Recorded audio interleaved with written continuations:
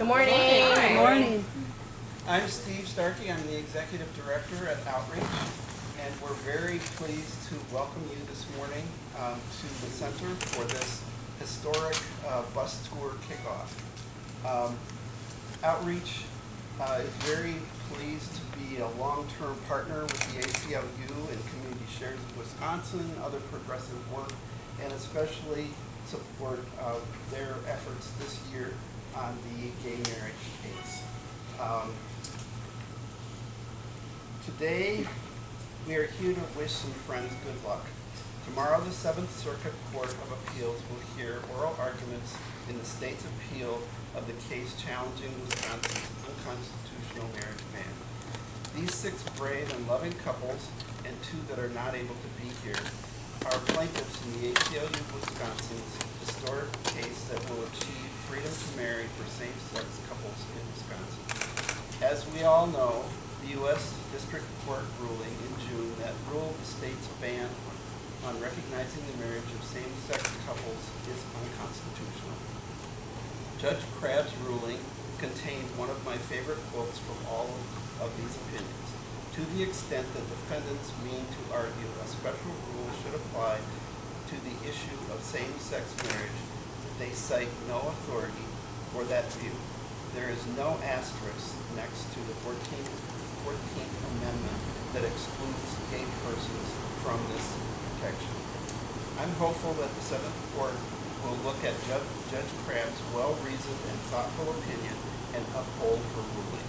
These people should not have to wait any longer to make a lifetime promise of commitment and responsibility to the person they love. In the next few minutes, we will hear from Johannes Wallman and Keith Wharton, 2 of the plaintiffs in the ACLU case, Chris Amity, Executive Director of the ACLU of Wisconsin, and Sarah D. Rubis, Josie Rodriguez, Kim Symes, and Lisa Kennecke. First, we would like to invite James and Connie Hamlin to speak.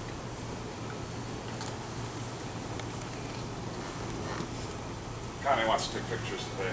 Can I stand and do this? Please. I don't speak very well when I'm sitting down.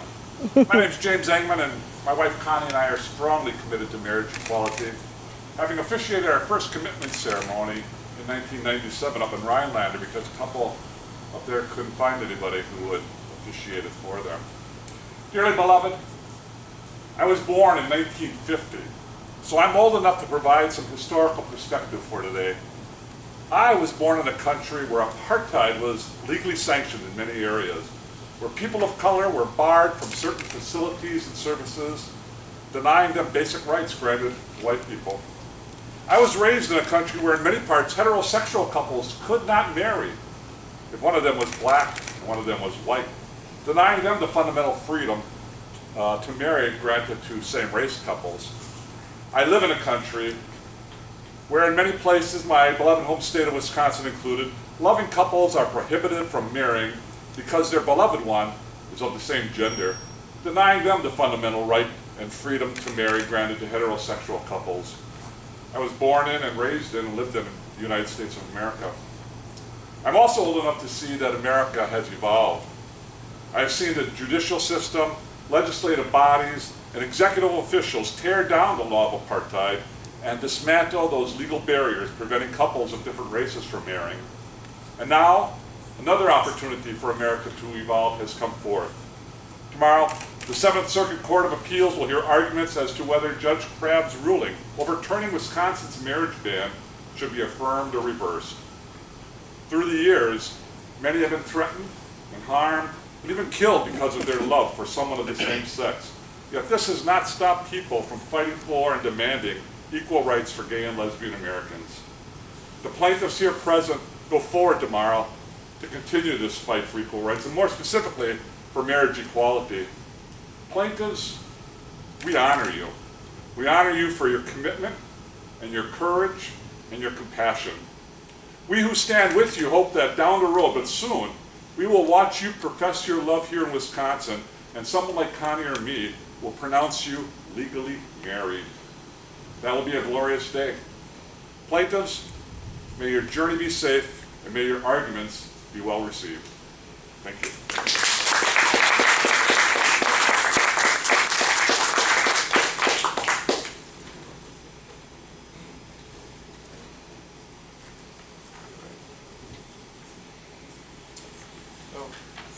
Thank you so much, James, for your words.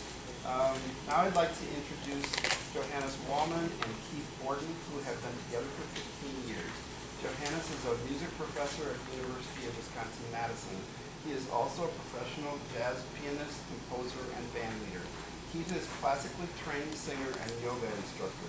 They met in New York City on Halloween in 1998. Johannes is playing in a band for a concert that Keith had produced. Somehow, Johannes got the idea that he was supposed to wear a costume, and he showed up to perform wearing a sailor suit. He was the only person in costume, and Keith said he really stuck out. They began dating a few weeks later and have been together ever since. And we're just inviting the rest of the plaintiffs to stand.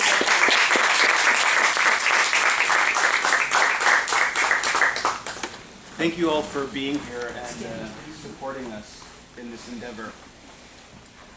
Mainly what I would like to express is that great gratitude that all the organizations who have partnered with the ACLU over the last few months in making this case go forward toward the direction that it's heading now toward the 7th Circuit. I'd really like to say thank you, Fair Wisconsin, Free Flag, Outreach, Freedom to Marry. I know I'm forgetting someone, but it's been such a great experience to be part of this movement. And movement's really important, right? Anything that doesn't move, anytime there's stagnation, things get stale. And the great thing to see right now going on in our country is actual forward movement on the trail toward marriage equality. And seeing communities coming together and banding together and saying, these stories sound just like my stories. And these stories sound just like my children's stories. And these stories sound like the stories of my gay children or my straight children. And they're all just the same. So bringing the stories forward and bringing our lives into the light in a way that show people that we are just like other couples and our love is just like the love of other couples. It's been a really great experience to see how that's transformed the ideas of what marriage means in this country and who marriage is for in this country, and helping to shepherd the idea that marriage really is for everyone who is willing to love and commit to the person to whom they love. He stopped wearing a sailor suit.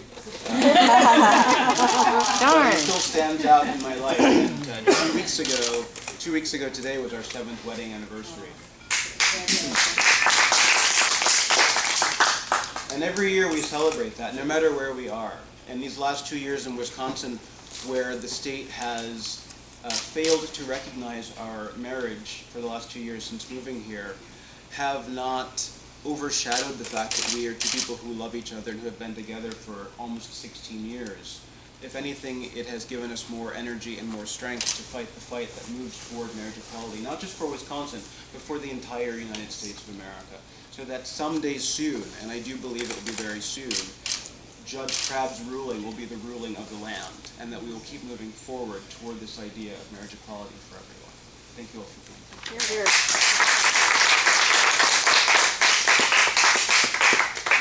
Well, I don't have much to add to that.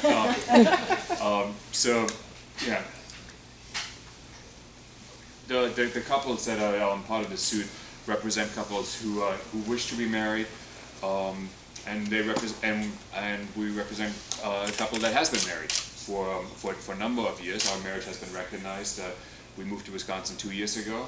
We lived in California for the 5 years preceding that, and we got married in my hometown in Canada, on Vancouver Island, on August 11th, 2007, with our families present, our friends present. Many of them made a long journey from New York, where we had been living, from Germany, where our family, from really all over, from Alabama, from all over the place to celebrate a joyous day with us. And it was just absolutely, it was a beautiful experience. At that point, we'd been together for 8 years already, and in many ways sort of considered ourselves married. But then to actually go through the experience of having a wedding and marrying and sharing that experience with our friends and our families present was incredibly moving. And so we hope that that this is something that all couples are going to have the opportunity to experience, and we hope that they will be able to experience it in their home state, and Wisconsin couples get to marry in Wisconsin straight or gay couples.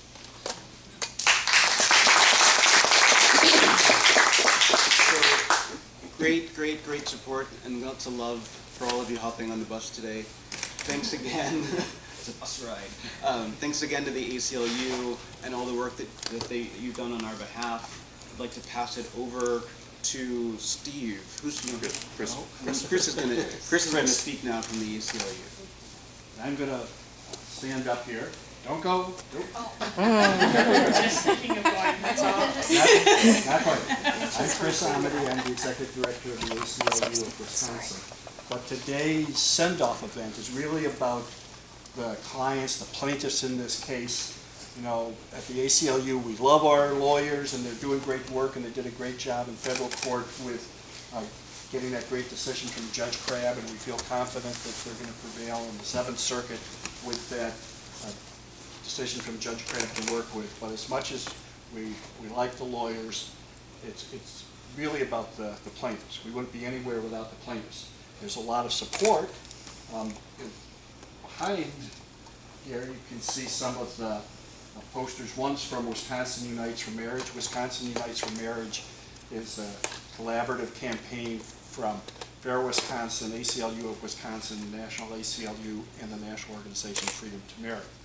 So there's a lot of people who are standing behind the plaintiffs, the clients, but we want to express, we can't express enough how much their work, their commitment means to us and to all the other couples that would like to get married, you know, now and 50 years from now, who knows. So I've got a little presentation. I said that, excuse me, I said that there are a lot of people standing behind the plaintiffs. At Pride Fest in Milwaukee, June 6th, the day that Judge Crabb's decision came down, I was on the main stage of Pride Fest when we heard that. We also had an event at Pride Fest where we asked people who attended to sign these, I don't know if they're petitions or there's only scrolls, and they're continuous. I don't know how this is going to work.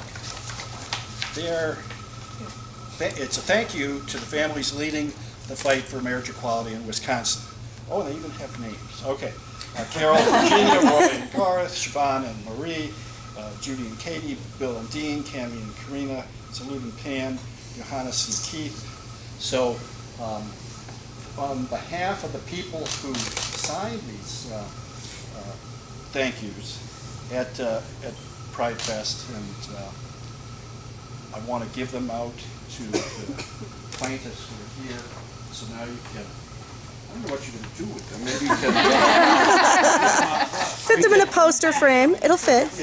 Maybe you can hold them up over your heads. Hold them up over your heads so you don't get poured on in the rain. And that's what these people signed up for, to help you along your way through rain and sun and whatever. So there you go. And we're going to say things for the other folks. So on behalf of all the folks that express their support to you at these events, and on behalf of FAIR and ACLU and Freedom to Marry and the Wisconsinites for Marriage Coalition, thank you again.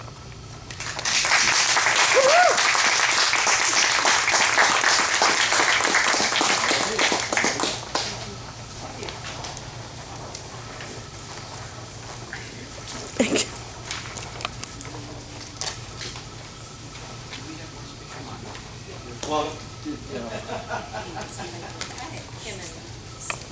what Sarah and Rosie is. Sarah and Rosie. Okay, Sarah and Rosie apparently couldn't make it. So now, I want to make sure I do this with the proper emphasis. I was told you. We're going to hear from Tim Simon, Lisa Konecki. Woo!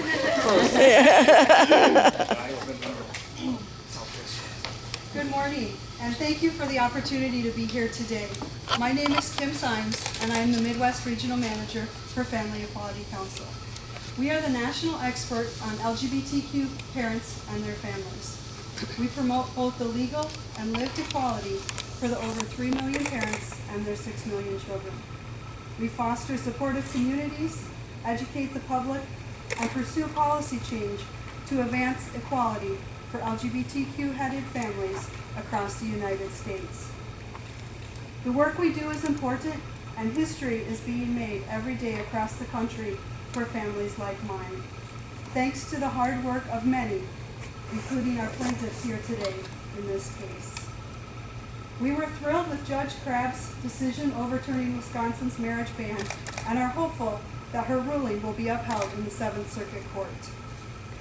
However, today, I want to talk with you not as the Midwest Regional Manager, but as a mom. A lesbian mom raising 2 daughters here in Wisconsin with my partner of 18 years. Robin and I have a 10-year-old and 6-year-old daughters.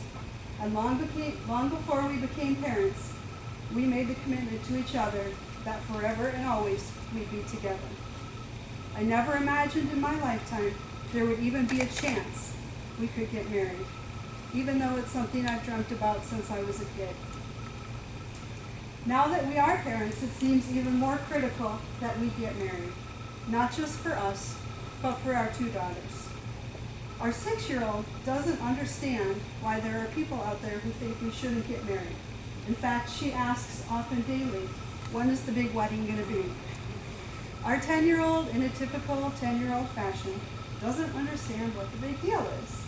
If you love each other, then you should be able to get married, and nobody should be able to tell you you can't. Although they're at very different stages developmentally, they both agree and understand that the bottom line is the same. Love makes a family, and we are a family. The quest for marriage equality is not all about the grown-ups being able to get married. Although, don't get me wrong, I can't wait to walk down the aisle with the love of my life and declare our love for each other in front of all those we love. Marriage equality is important for our children as well. Some may argue more important. For them to see that their parents' committed relationships are recognized in the same way as those with opposite-sex parents is significant. For those children to enjoy the same benefits and rights associated with their parents' marriage that different-sex couples do is huge. To illustrate this point even further, I would like to quote Anna Frackman, who is a 24-year-old brilliant young woman who was raised right here in Madison by her 2 moms. She offered these thoughts when she helped us submit an amicus brief on behalf of this appeal. Quote, "Throughout my life, anytime anyone has asked me a question about my family that started with, 'Don't you wish?' I automatically said no. Don't you wish you had a dad? No. I have 2 moms who are daily and endless sources of love and support and inspiration to me and each other. That's already so much more than many people can say about their parents. Don't you wish your parents could get married? No. It's just a piece of paper. It's never stopped us from being a family, just like any other family. Why should it even matter?" But that last one was a lie. It did matter. Those are Anna's words. She's doing okay, being raised by 2 moms. She is in her 2nd year of med school at Harvard, so not too bad. It does matter. Marriage matters, love matters, equality matters. It matters to us, and it matters to our children. So let us keep working together until everyone in every state has the ability to marry the one they love. Thank you so much.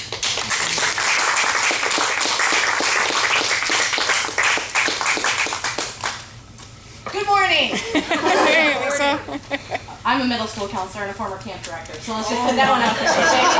So my name is Lisa Kenneke, and I grew up in Reedsburg, Wisconsin. Being gay was not an option in Reedsburg. In fact, I was forbidden to date a Catholic boy because we were Lutheran. Now, they didn't say anything about a Catholic girl. So marrying another woman was out of the question. My mom died this past January. Because I was not legally married to my partner of 9 years, Angela, she wasn't allowed to be at the funeral home, the church, or the cemetery to support me during my time of grief. My father and brother were so spiteful, in fact, that she wasn't even named in the obituary. I felt that they were treating me like a child, rather than the 45-year-old woman of white privilege that I am. My mother loved Angela and never would have wanted those things to happen. If we were married, it wouldn't have. I'm a middle school counselor. I was named Educator of the Year in 2013. I was nominated as a Distinguished Alumni of University of Wisconsin-La Crosse, and I can't get married. Every day, I educate all of our students and our families and communities about how important it is to treat people with respect. I believe the time to change is now. The time to offer equal rights has always been here. And if you ask my students, they'll tell you anyone should be allowed to love and marry anyone they so choose. I'm so happy and so proud of my good friends, Judy and Katie, for what they are doing. They're part of this effort for bringing freedom to marry to same-sex couples to Wisconsin. It is important that we tell our stories and help other people understand that real people are being hurt by the discriminatory law. Thank you, and good luck.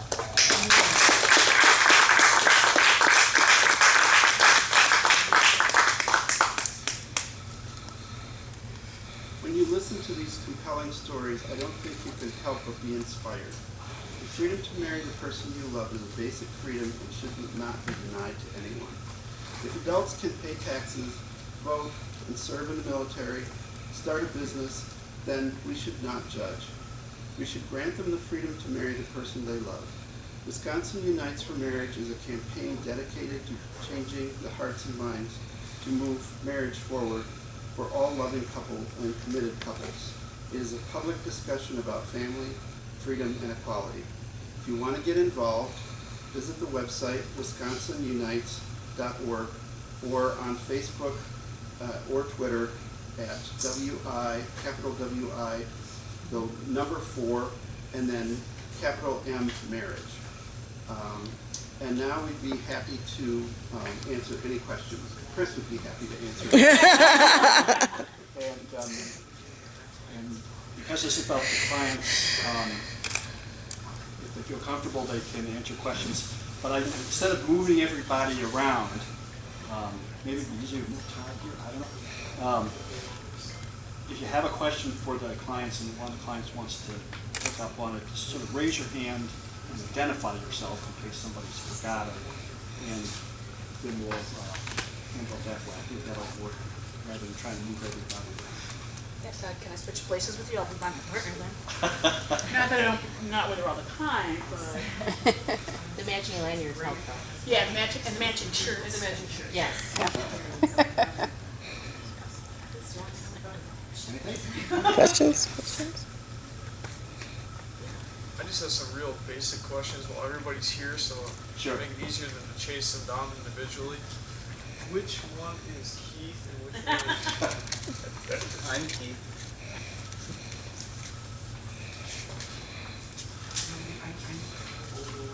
And I'm Johannes with the accent and the foreign name. Oh, where am I? What do you do? I'm a professional yoga teacher and a musician. I have some client Healthiest bios. person in the room, for sure. Any client bios?